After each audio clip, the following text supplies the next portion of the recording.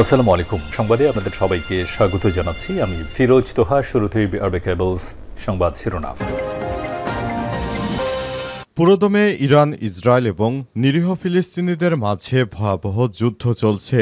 আর এই মুহূর্তে আমাদের হাতে এসেছে যুদ্ধের সর্বশেষ গুরুত্বপূর্ণ তাজা আপডেট সংবাদ। প্রথমেই জানাবো আল আকসায় শত শত অবৈধ ইসরায়েলি বসতি স্থাপনকারীদের হানা। ফের জোরপূর্বক পূর্ব জেরুজালেমের আল আকসা মসজিদ কমপ্লেক্সে প্রবেশ করেছে শত শত অবৈধ ইসরায়েলি বসতি স্থাপনকারীরা। আজ ফিলিস্তিনের একটি সংস্থার বরাত দিয়ে আনাদুলু এজেন্সি এই খবর নিশ্চিত করে। জেরুজালেমে ইসলামিক এন্ডাউনমেন্ট বিভাগে এক বিবৃতিতে জানিয়েছে, ইসরায়েলি বাহিনীর সুরক্ষায় 500 জনেরও বেশি অবৈধ বসতি স্থাপনকারী দলে দলে পবিত্র স্থানে প্রবেশ করেছে। এরপর জানাবো রাশিয়ার পারমাণবিক বিমান ঘাঁটিতে ইউক্রেনের ড্রোন হামলা। সাইবেরিয়ার গভীরে অবস্থিত একটি কৌশলগত বিমান ঘাঁটিতে রাশিয়ার সামরিক বোমারু যুদ্ধবিমান লক্ষ্য করে ড্রোন হামলা চালিয়েছে ইউক্রেন। জানাবো সিরিয়ার সরকারি কর্মচারীদের বেতন দিবে মধ্যপ্রাচ্যের 2 মুসলিম দেশ। বাশার আল আসাদ সরকারের পতনের পর সিরিয়ার পাশে দাঁড়িয়েছে বিভিন্ন দেশ। খোদ মার্কিন নিষেধাজ্ঞা থেকেও মুক্তি পেয়েছে দেশটি। এবার তাদের পাশে দাঁড়ানোর ঘোষণা দিয়েছে মধ্যপ্রাচ্যের 2 মুসলিম দেশ সৌদি আরব এবং কাতার। তারা জানিয়েছে সিরিয়ার সমস্ত সরকারি কর্মকর্তা কর্মচারীদের বেতন দেবে এই 2 দেশ। এবারে জানাবো ভূমিকম্পের সময় করাচির কারাগার থেকে পালালো 2 শতাধিক কয়েদি। পাকিস্তানের করাচিতে রোববার থেকে পরপর 16 বার ভূমিকম্প হয়েছে। দক্ষিণ পূর্বাঞ্চলীয় প্রদেশ সিন্ধে ভূমিকম্পের সময় হইচই হট্টগোলের ফাঁকে কারাগার থেকে পালিয়েছে 2 শতাধিক কয়েদি। আজ রাতে সিন্ধের রাজধানী করাচির মালির কাছ থেকে পলায়ন করেছে 213 জন কয়েদি। খবর জিও নিউজের। এবং সর্বশেষ জানাবো বাজেট নিয়ে নাহিদ ইসলামের প্রতিক্রিয়া। বৈষম্যবিরোধী বৈষম্যহীন সমাজের লক্ষ্যে বাজেট আসেনি বলে মন্তব্য করেছেন জাতীয় নাগরিক পার্টি এনসিপির আহ্বায়ক নাহিদ ইসলাম। আজ রাজধানীর বাংলা মোটরে অস্থায়ী কেন্দ্রীয় কার্যালয়ে বাজেট নিয়ে প্রতিক্রিয়া জানাতে গিয়ে দলের পক্ষ থেকে এই সব কথা জানান তিনি বলেছেন, মানুষের আকাঙ্ক্ষা ছিল গণ অভ্যুত্থানের মধ্য দিয়ে তৈরি হওয়া নতুন বাংলাদেশে ধনী গরিবের আয় বৈষম্য কমে আসবে, কিন্তু বাজেটে এই ধরনের কার্যকর কোনো উদ্যোগ দেখা যাচ্ছে না। প্রিয় দর্শক, এতক্ষণ শুনছিলেন সংবাদ শিরোনাম, এবারে বিস্তারিত। তবে তার আগে বন্ধুরা অনুরোধ থাকবে এই সংবাদটিতে একটি লাইক দিন। এই চ্যানেলে আপনি নতুন হয়ে থাকলে আমাদের সংবাদটি দেখতে দেখতে চ্যানেলটি সাবস্ক্রাইব করে রাখুন। কমেন্ট করে বন্ধুরা আপনার মূল্যবান মতামত জানিয়ে দিন আপনি বিশ্বের কোন দেশ থেকে বা বাংলাদেশের কোন স্থান থেকে আমাদের সংবাদটি দেখছেন এবং শুনছেন। আর বন্ধুরা, গাজা যুদ্ধে আপনি যদি নিরীহ ফিলিস্তিনিদের ভালোবেসে থাকেন, কমেন্টে ইয়েস লিখে বিশ্ববাসীকে জানিয়ে দিন। সংবাদটি আপনার সোশ্যাল মিডিয়া ফেসবুকে শেয়ার করে বন্ধুদেরও দেখার সুযোগ করে দিন। এবারে বিস্তারিত। আল আকসায় শত শত অবৈধ ইসরায়েলি বসতি স্থাপনকারীদের হানা। জোরপূর্বক পূর্ব জেরুজালেমের আল আকসা মসজিদ কমপ্লেক্সে প্রবেশ করেছে শত শত অবৈধ ইসরায়েলি বসতি স্থাপনকারীরা। আজ ফিলিস্তিনের একটি সংস্থার বরাতে আনাদুলু এজেন্সি খবর নিশ্চিত করেছে। জেরুজালেমে ইসলামিক এন্ডাউনমেন্টের বিভাগ এক বিবৃতিতে জানিয়েছে, ইসরায়েলি বাহিনী সুরক্ষার 500 জনের বেশি অবৈধ বসতি স্থাপনকারীরা দলে দলে পবিত্র স্থানে প্রবেশ করছে।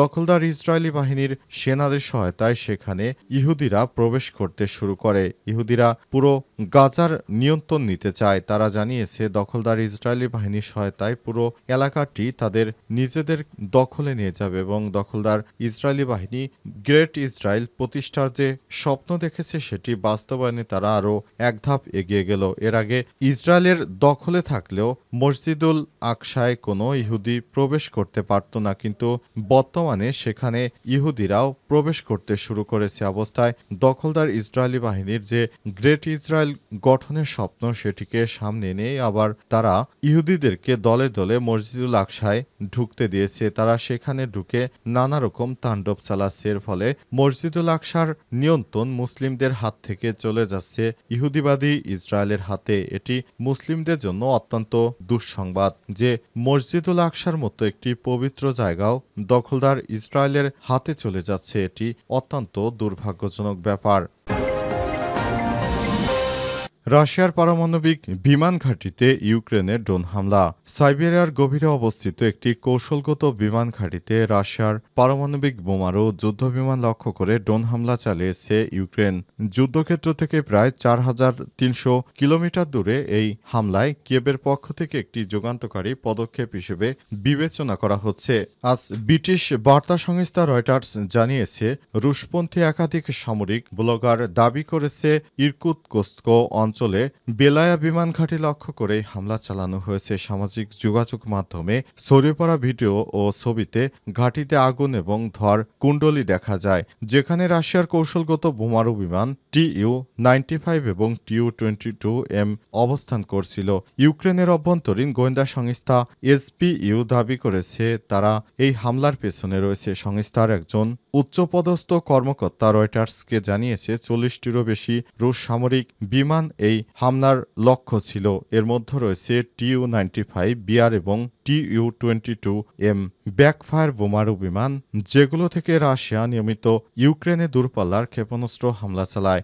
SBU কর্মকর্তার ভাষ্য, এই হামলার মাধ্যমে আমরা সেই বিমানগুলোকে লক্ষ্য করেছি যেগুলো আমাদের বেসামরিক স্থাপনা ধ্বংস করে নামিয়ে দিয়েছে। রাশিয়ার ইরকুতস্ক অঞ্চলে গভর্নর ইগোর কোবজেভ হামলার সত্যতা স্বীকার করেছেন। তিনি টেলিগ্রামে প্রকাশিত এক ভিডিওতে জানিয়েছেন, উসলঙ্কি জেলার স্রেদনি গ্রামের কাছে একটি সামরিক ইউনিটের ড্রোন হামলা হয়েছে। যদিও তিনি সরাসরি বেলায়া বিমান ঘাঁটির কথা বলেননি, তবে আকাশে ড্রোনের শব্দ ও ধোঁয়ার কুণ্ডলীর কথা উল্লেখ করেছেন।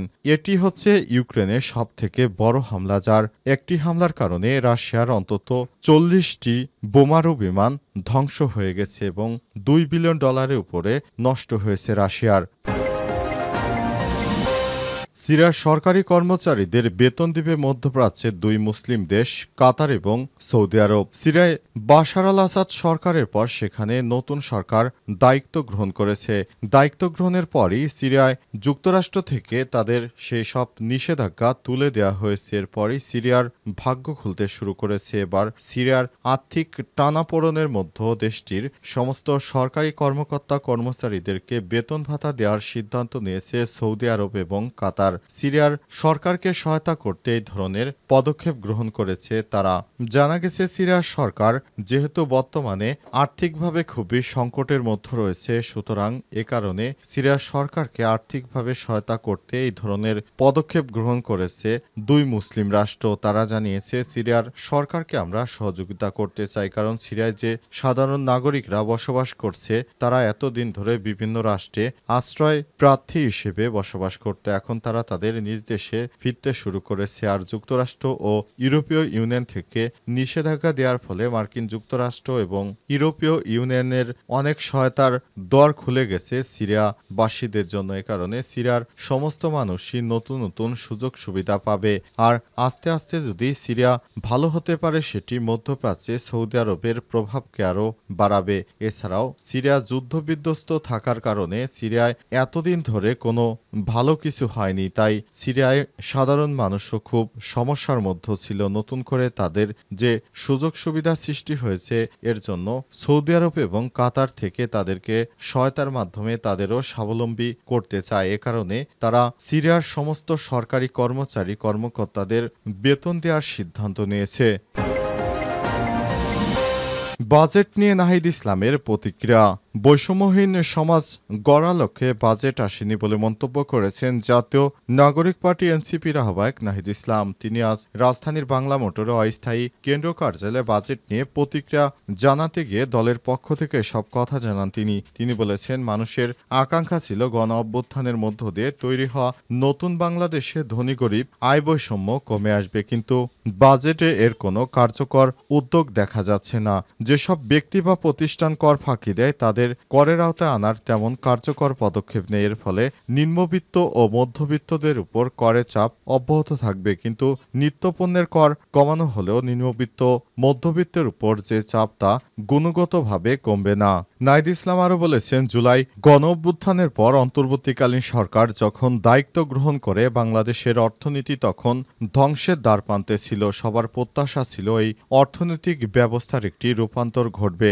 গণ অভ্যুত্থানের আকাঙ্ক্ষার একটা একটা ভীষণ অর্থনৈতিক রূপান্তরের একটা নীতি এই বাজেটের মধ্য দিয়ে পাওয়া যাবে বলে আশা করা হয়েছিল, কিন্তু বাজেট আগের অর্থনৈতিক কাঠামোরই ছাপ দেখা যাচ্ছে। অবশ্য নাহিদ ইসলাম আরও বলেন, যেহেতু আগে লুটপাট ও ঋণগ্রস্ত অর্থনীতি বাস্তবতা অন্তর্বর্তীকালীন সরকার পরিচালিত হচ্ছে, সেই কাঠামোর ভেতরে এই বাজেট প্রণয়ন করতে হয়েছে, যে কারণে আগের অর্থনৈতিক কাঠামোর অনেক ছাপ বাজেটে দেখা যাচ্ছে। বেকার সমস্যা থেকেই জুলাই গণ অভ্যুত্থান শুরু হয়েছে উল্লেখ করে নাহিদ ইসলাম আরও বলেছেন, কর্মসংস্থান আন্দোলন থেকেই কিন্তু এই অভ্যুত্থানের সূত্রপাত। ফলে তরুণদের ব্যাপক হারে যে প্রত্যাশা ছিল বেকার সমস্যা সমাধান ও কর্মসংস্থান বৃদ্ধির জন্য উদ্যোগ থাকবে, কিন্তু সেটি বাজেটে দেখা যাচ্ছে না।